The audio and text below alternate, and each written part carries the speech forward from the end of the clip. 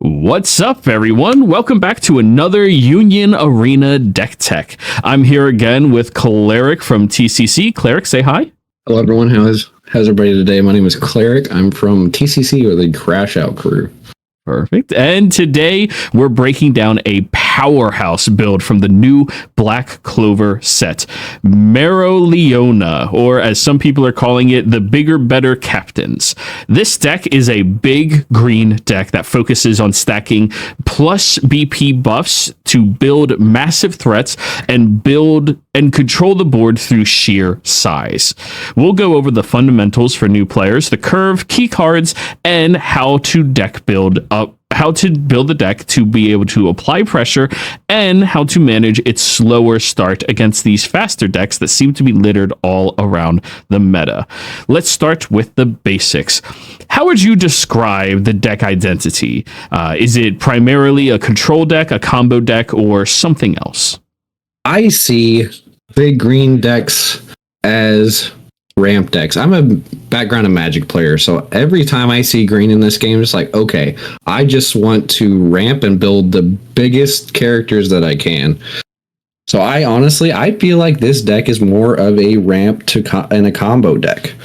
You're really wanting to see your two energies early to get to this big 7-drop. 5K. She is terrifying. So, what role do you expect this deck to play in most of the matchups? Are you going to be the one applying the pressure, or are you looking to stabilize and grind out through the sheer value of all your cards?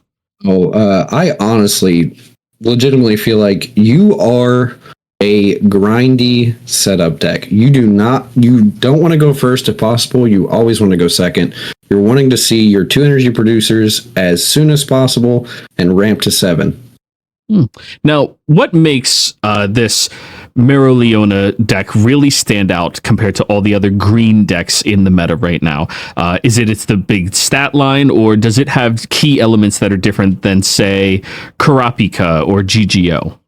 So with Mereoleona, I really feel like the ability to buff and untap your characters puts us in a different league than, let's say, Karapika or even Lancelot. Yes, Lancelot, you're getting 5Ks with damage 2, but mine has impact 1 to damage 2 built in, and I have multiple 4Ks that can become 5Ks with damage 2 or even impact multiple times a turn. So, looking at the deck laid out from 0 cost to the top end, let's talk about the curve and pacing. What would you describe the curve of this deck? Does it have a true early game whatsoever, or is it more about mid to late game power? I feel like this is definitely, like I said, it's a setup deck. You're wanting to pop off mid to late game with applying a small amount of pressure and putting up a good defense early game. So, are there specific cost ranges or turns where you feel the deck really comes online, or is it just when you hit 7, then everything's on? When you're at 7, you're doing great. But honestly, you don't want to. I'll just throw that on the ground. It's fine. You don't want to spam this raid. Yes, you want to think, oh, I've got a 5K that I can just swing in to do everything. But the 5K, this Mereoleona does not provide any protection for herself. So what you really want to do is you want to be able to apply even pressure throughout the game with your multiple 4Ks. So you have Fagelion, I cannot honestly pronounce his name. So he's Fuego. a 4-1 4K. Is Fuego? Yeah. El Fuego. 4-1 for a 4K, that if he becomes a 5K or more during your turn, he gains impact. So what I like to do is I'll slam a 7-drop, and then what you can do is you can actually play this on your front line, because your 7-drop allows you to untap your 4K, and now I have a 5K with impact, and I'm swinging 2 5Ks with impact in one turn. Good.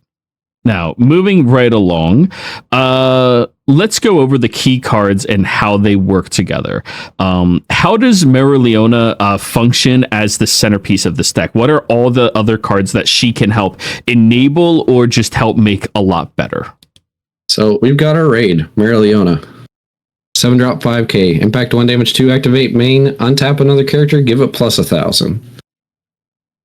This is your top end. You always want to try to keep her on the board if possible. Sadly, at the moment, there is no way to really protect her from special triggers or kill spells in your life, but you do have a lot of top end to apply pressure.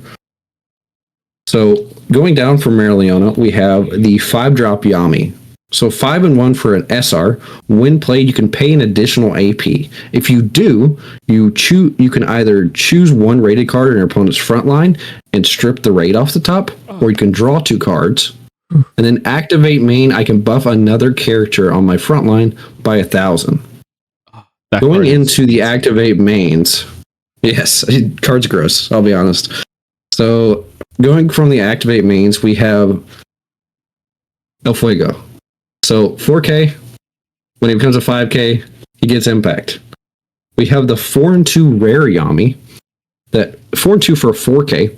If I have a character on my field that has BP higher than its base BP, he reduces his AP cost by 1.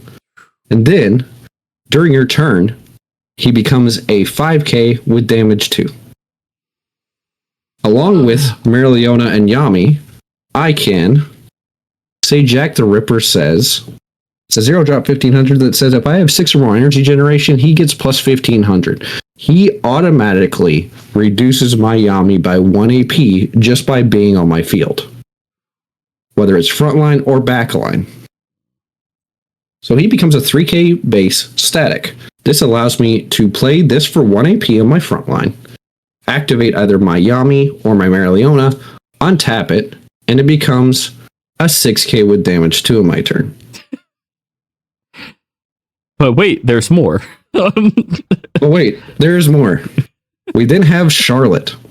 4 and 1 for a 3500, produces 2 energy. She has step.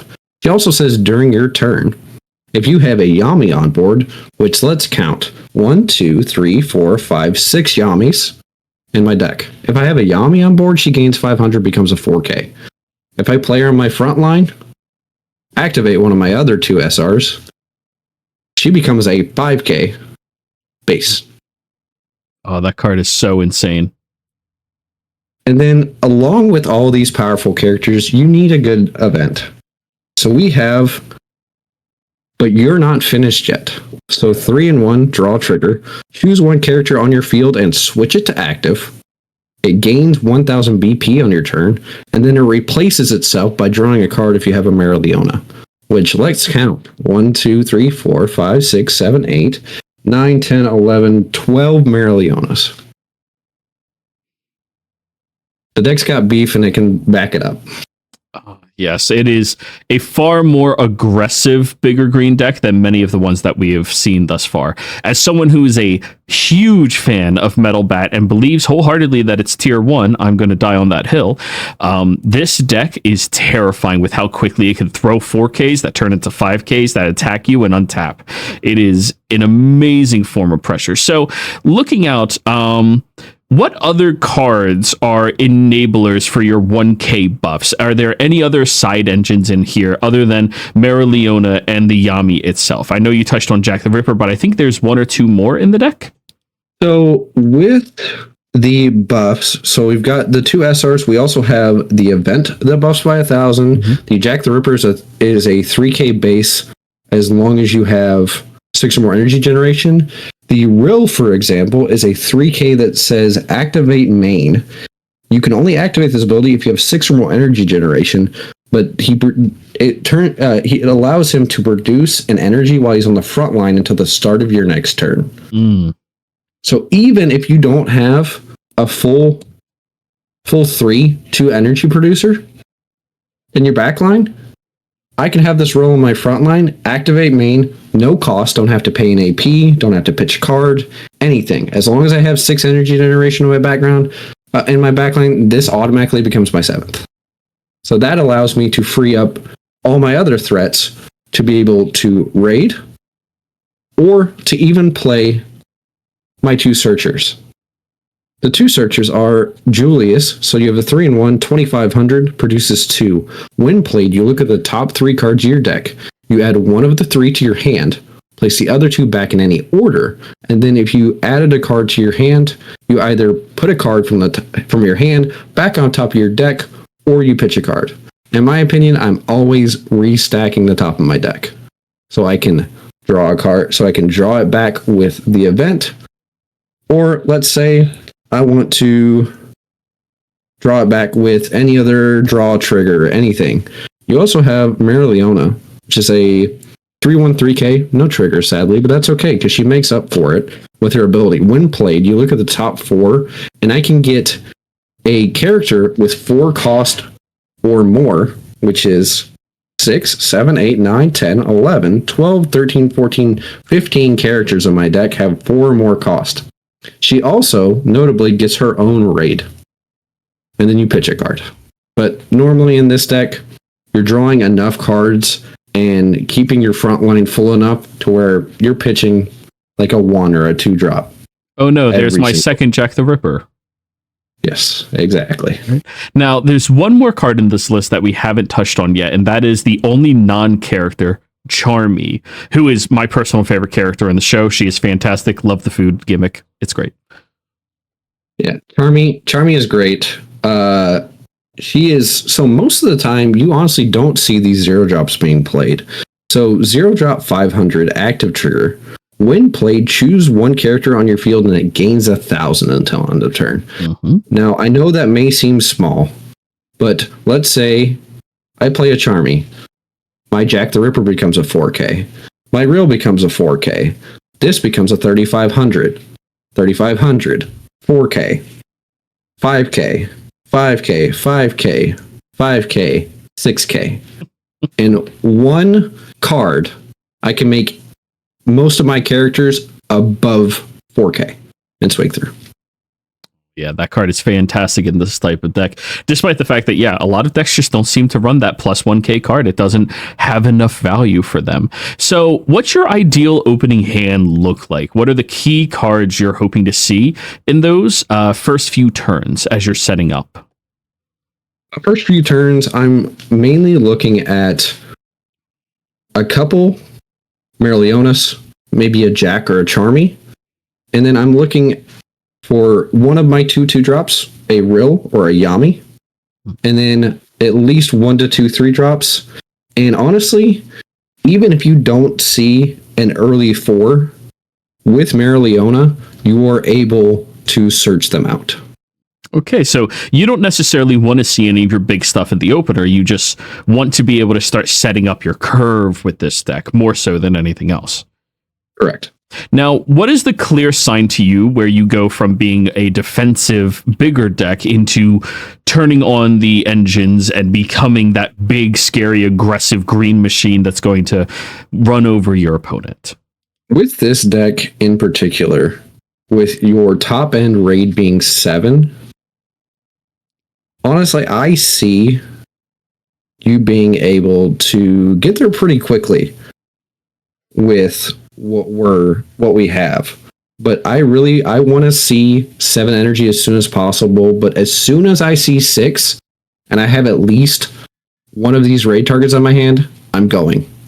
I don't care what's on my opponent's front line. I don't care how much life that they have. I'm immediately applying as much pressure as possible. Hey, so last question we're going to go over. How do you adapt your game plan against the faster, more aggressive style of decks? Are there certain cards that you think are your ace in the hole to be able to stave off those early pushes? Or do you think this deck just kind of has to pray that you outvalue them quickly enough? With this deck in particular, late game or even early game, honestly, early game against aggressive decks, you're going to have a little bit of trouble. Because the earliest you can make something that blocks a 2K is your 2-drop Yami, but this is an energy producer. So normally you're wanting to see your Rill or even a 3-drop super early. But honestly, you're really hoping to be able to get up to set up as soon as possible and even expend some of your kill spells early if you have to.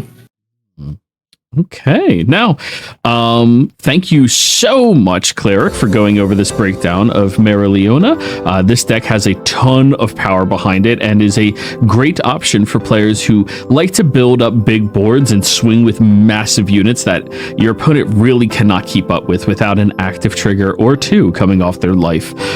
Big shout out to you for helping us better understand this deck, and I can't wait to see another big, dumb, stupid green deck do big, dumb, stupid green things. Thank you all very much. Don't forget to like, comment, and subscribe. And if you're looking for more UA content, you can go down the description to find me or stay here on the channel. There'll be more deck techs available. Thank you all very much, and goodbye.